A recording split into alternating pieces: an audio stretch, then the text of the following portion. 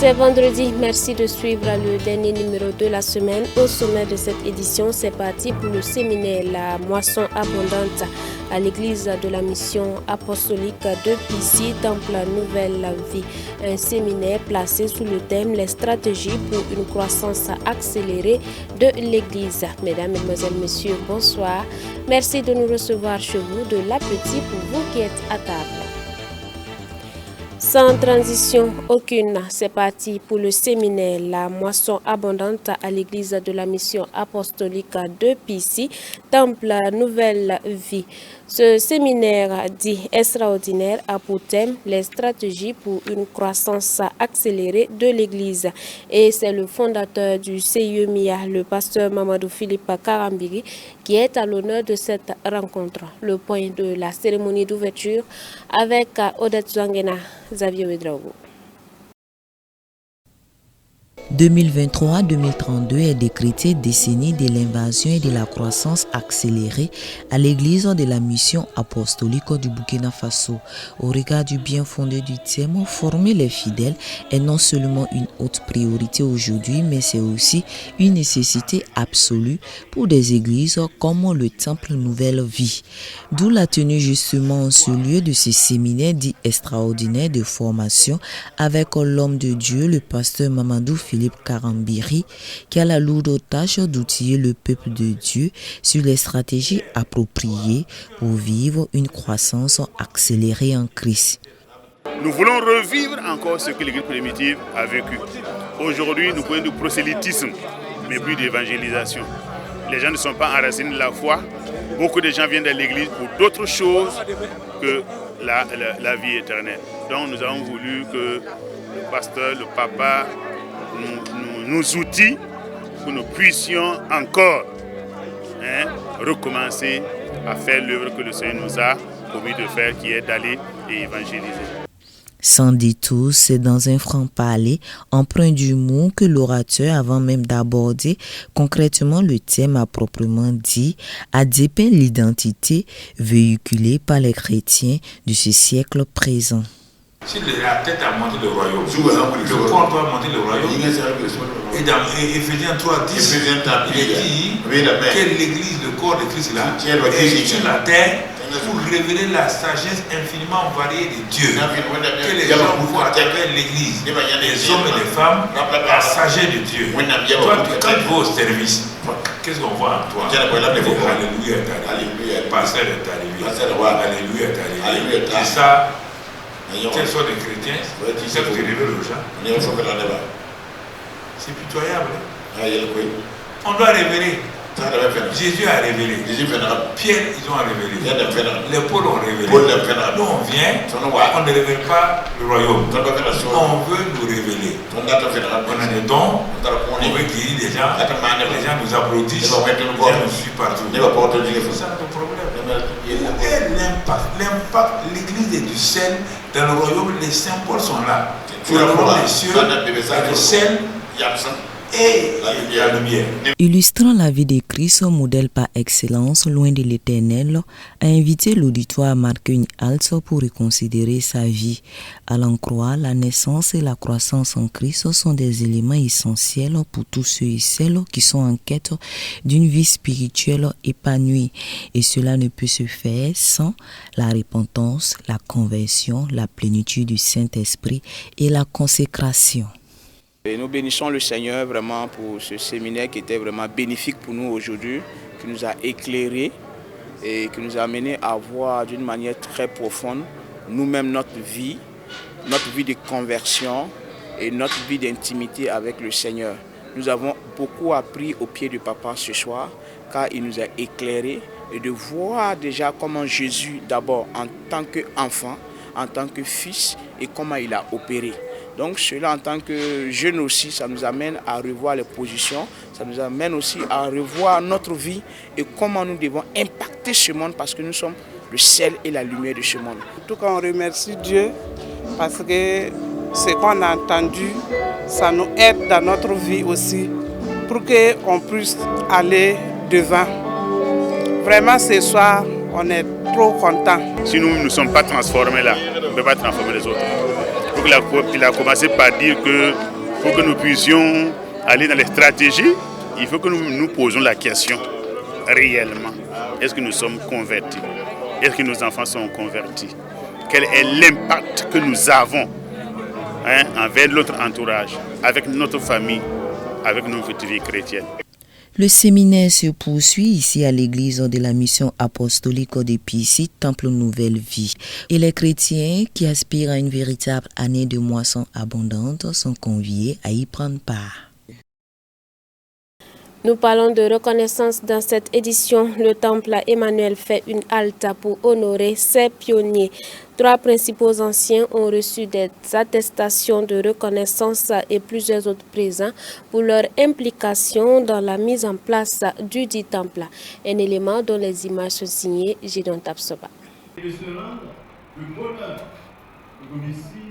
Honorer de tels hommes, selon Philippiens le chapitre 2 au verset 29, c'est sur cette assertion biblique que le temple Emmanuel fait une halte pour honorer 3 principaux pionniers ayant œuvré pour la mise en place du dit temple officiellement créé en 1990. Il s'agit des anciens Pierre Zané, Michel Bamogo et de la maman Micheline Yamiogo, épouse de feu pasteur Samuel Yamiogo.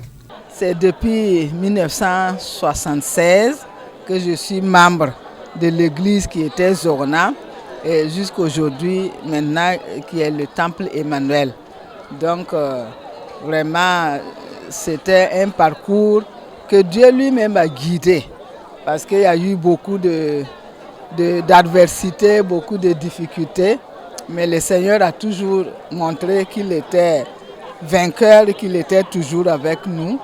Donc c'est un parcours que je rends grâce à Dieu de l'avoir fait avec son aide et sa protection. Présentement, nous disons que selon notre travail que nous avons été honorés comme ça, je pense que c'est trop à dire. Simplement pour dire que c'est la volonté de Dieu. C'est Dieu qui a voulu qu'aujourd'hui ce soit comme ça. Mais nous n'avons rien à dire. Nous remercions beaucoup l'Église, surtout les jeunes. La ZAD, surtout l'AEC, nous remercions beaucoup. À la MEB, DINAD, tous ces composants de l'Église qui travaillent, qui font quelque chose pour Dieu, malgré que nous sommes des anciens, que nous, on ne les va pas. Mais je vous dis, c'est Dieu seul qui vous va. Et chacun aura son récompense au ciel. Des attestations de reconnaissance et plusieurs autres présents ont été offerts à ces illustres personnes, chevilles ouvrières du temple Emmanuel. 2 objectifs principaux étaient visés à travers l'organisation de cette activité, selon le pasteur principal du dit temple. Cette soirée vise 2 objectifs. D'abord, dire merci à Dieu qui nous a donné ces personnes, notamment Maman Micheline, et l'ancien Bamoro, l'ancien Zané, et qui ont été vraiment en bénédiction à l'église. Et aussi dire merci à ces frères et à cette sœur qui ont été pour nous vraiment des modèles en matière de foi, en matière de consécration, et surtout que leur exemple puisse motiver et encourager les jeunes générations. Le Conseil général de l'Église des Assemblées de Dieu du Burkina Faso salue cette reconnaissance faite à ces anciens de leur vivant. En outre, il encourage les autres assemblées à emboîter le pas afin d'honorer les pionniers avant leur promotion céleste. Alors, je saisis cette occasion pour bénir le Seigneur et remercier le Temple Emmanuel qui a eu l'idée de dire sa reconnaissance à des gens de l'Église qui au début ont œuvré à ce que cette Église qui est devenue grande là voit jour. Alors cette idée est à approuver et à féliciter. Bon, le plus souvent, nous attendons la mort de la personne et c'est à ce moment que nous commençons à dire il a fait ceci, il a fait cela. Bon, ben, je trouve que ça ne le sert plus.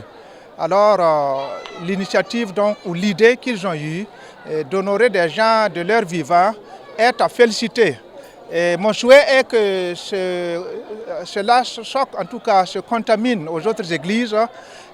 Ils ont œuvré dans l'implantation de l'église, l'hospitalité avec les frères et sœurs, les œuvres sociales, l'enseignement, l'encadrement des jeunes mariés, pour ne citer que cela, et l'heure est à la reconnaissance de leurs œuvres. Ces trois pionniers continuent néanmoins de servir le Seigneur aux côtés de la jeune génération en tant que conseillers et personnes ressources. Toujours dans le registre ecclésiastique, et nous allons à la découverte de l'église apostolique de Tanguin. À quand remonte la date de sa construction? Qui sont les membres de cette assemblée?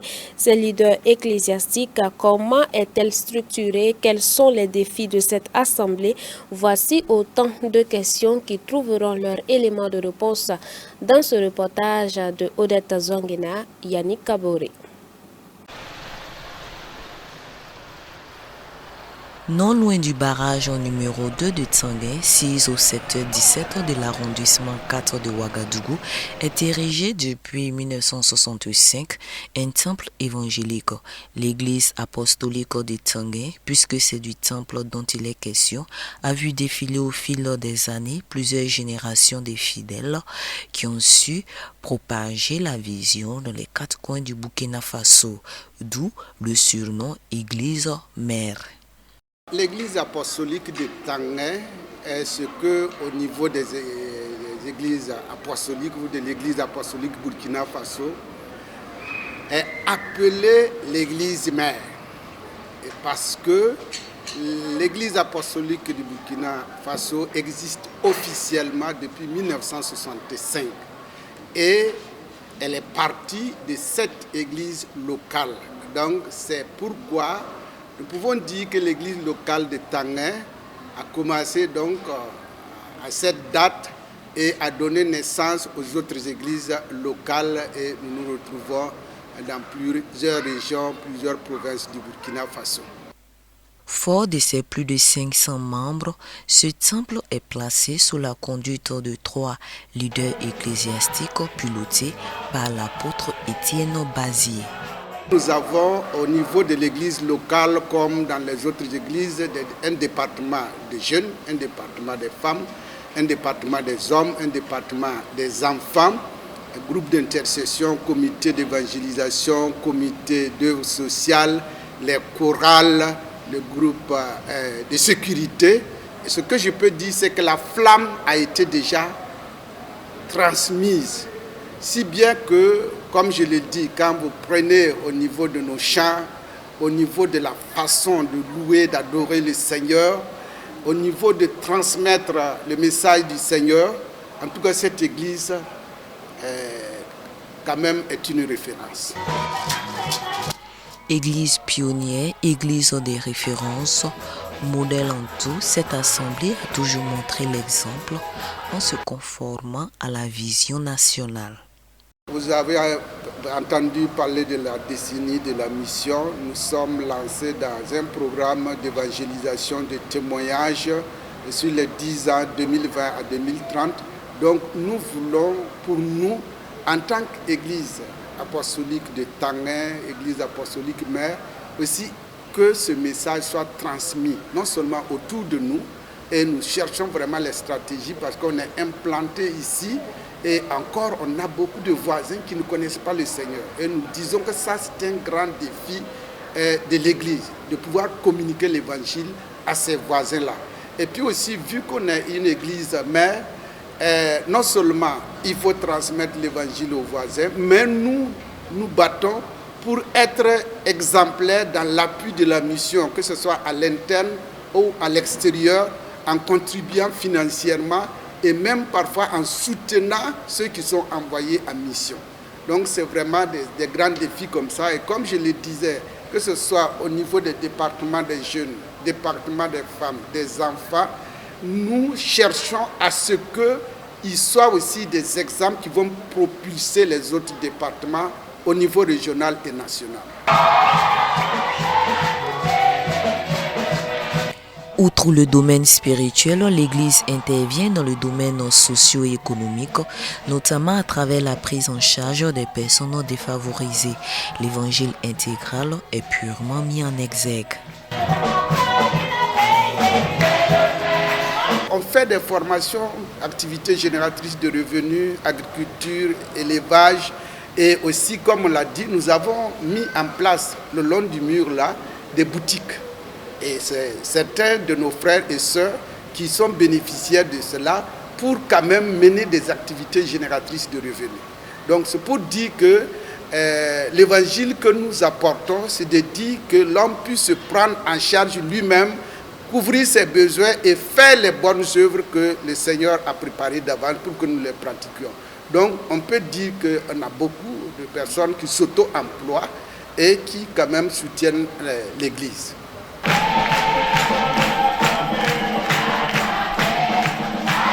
Si la solidarité fraternelle est l'une de ses particularités, il est indéniable que l'évangélisation demeure sa vision principale. Du département enfants au département des hommes, en passant par celui des jeunes et des femmes, tous œuvrent dans l'unité afin d'épauler les premiers responsables ecclésiastiques à atteindre leur objectif principal, à savoir apporter la parole de Dieu dans les différentes contrées du Burkina Faso et à l'extérieur.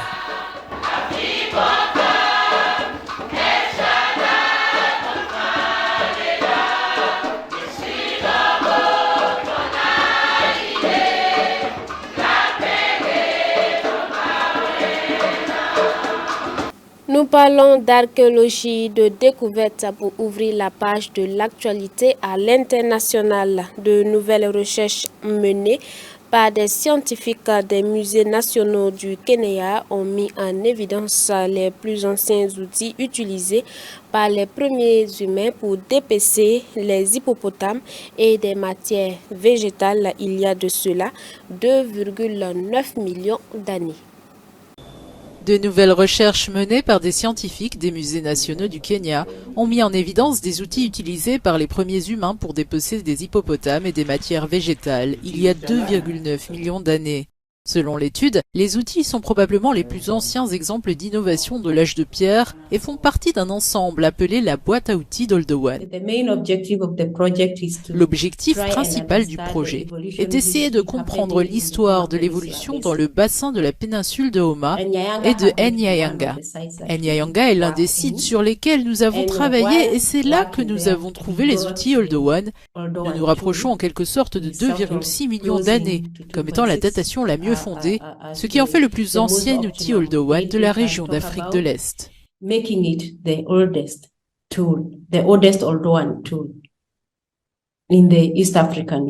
Selon le professeur Thomas Plummer, anthropologue au Queen's College de New York, ces outils constituent une véritable percée technologique de l'âge de pierre.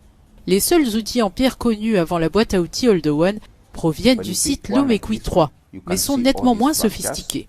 L'utilisation de la boîte à outils Oldowan s'est répandue à travers l'Afrique jusqu'à passer ses frontières. On en retrouve des témoignages en Géorgie ou même en Chine, où elle a perduré pendant près d'1,7 million d'années jusqu'à l'arrivée des premières haches. Cette découverte offre un instantané du monde habité par nos ancêtres et illustre comment les technologies de la pierre leur ont permis de s'adapter à différents environnements et ont ouvert la voie aux humains d'aujourd'hui. L'Oldowan semble être la première indication de l'importance de la culture pour assurer la survie de plusieurs espèces.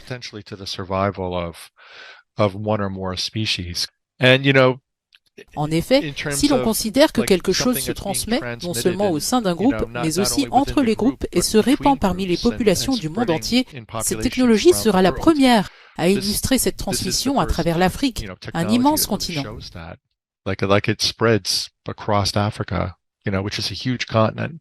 Depuis 2015, les fouilles le long des rives du lac Victoria ont mis au jour 330 artefacts en pierre. Les os de 2 hippopotames trouvés près des outils restent la plus ancienne preuve connue de consommation d'animaux aussi gros par des humains. Nous parlons de coopération dans cette édition. Barcelone rompt son jumelage avec Tel Aviv en raison de l'apartheid israélien. Accompagné de représentants pro-palestiniens, la maire de Barcelone a annoncé au cours d'une conférence de presse que la capitale de la Catalogne va rompre ses liens avec l'État israélien pour des raisons d'apartheid. Ces drapeaux pourraient ne plus flotter côte à côte. La maire de Barcelone, Ada Colau, a annoncé le divorce de la capitale catalane avec sa ville jumelle Tel Aviv. Pourtant, tout allait bien jusqu'à présent. La relation de jumelage entre Barcelone et Tel Aviv a débuté en 1998. L'année dernière encore, la ville espagnole lançait 2 campagnes publicitaires pour attirer les touristes juifs et israéliens. La ville a également ouvert le premier cachère étoilé Michelin au monde. Cette décision fait suite à la demande d'une centaine d'organisations et plus de 4000 citoyens. Leur raison, des violations flagrantes et systématiques des droits de l'homme de l'État d'Israël qu'ils accusent d'apartheid. Ada Colau annonce donc avoir écrit au Premier ministre israélien Benjamin Netanyahou pour l'informer de la suspension temporaire de la relation institutionnelle entre Barcelone et Tel Aviv. Cette déclaration a déclenché la colère d'Israël et de la communauté juive. La Fédération des communautés juives d'Espagne a qualifié cette décision d'antisémitisme sophistiqué. L'organisation a également déploré que la maire de Barcelone ne représente pas l'opinion des citoyens de la ville. Du côté du ministère israélien des Affaires étrangères, on parle également d'antisémitisme. Cette décision apporte un soutien aux extrémistes, aux organisations terroristes et à l'antisémitisme. Elle porte atteinte aux intérêts des résidents de Barcelone. Lior Hayat a ajouté que cette décision ne portera pas atteinte à l'amitié entre Israël et Barcelone. Barcelone n'est pas à son premier divorce du genre. Pour protester contre l'invasion russe en Ukraine, la ville avait suspendu son jumelage avec Saint-Pétersbourg en 2022. Dissolution du gouvernement moldave en raison de la démission de sa première ministre. Regardez. En Moldavie, la première ministre a présenté ce vendredi sa démission, entraînant la dissolution du gouvernement. După un an și jumătate în fruntea acestui guvern, a venit timpul să anunț demisia mea din această funcție. Am preluat guvernarea cu un mandat anticorupție, pro-dezvoltare și pro-european. Au pouvoir depuis l'été 2021, Natalia Gavrilița, économiste de 45 ans, a déclaré que personne ne pensait que son cabinet devrait affronter autant de crises en si peu de temps. Ce vendredi, le pays d'Europe orientale a fait état du survol de son territoire par un missile de croisière russe. Niché entre l'Ukraine et la Roumanie, la Moldavie est extrêmement dépendante de la Russie et a subi une réduction drastique des livraisons du géant russe Gazprom après l'invasion de l'Ukraine. L'ancienne République soviétique a aussi souffert d'une forte inflation. Le nouveau gouvernement est présenté au Parlement pour approbation par la présidente Maia Sandu, elle aussi pro-européenne. Fin de cette édition, également fin de cette semaine, et nous méditons sur Éphésiens, le chapitre 3, au verset 20. Or, à celui qui peut faire, par la puissance qui agit en nous, infiniment au-delà de tout ce que nous demandons ou pensons, à lui seul soit la gloire dans l'Église, et nous disons également dans nos cœurs, dans nos vies, en Jésus-Christ, dans toutes les générations, au siècle des siècles. Amen.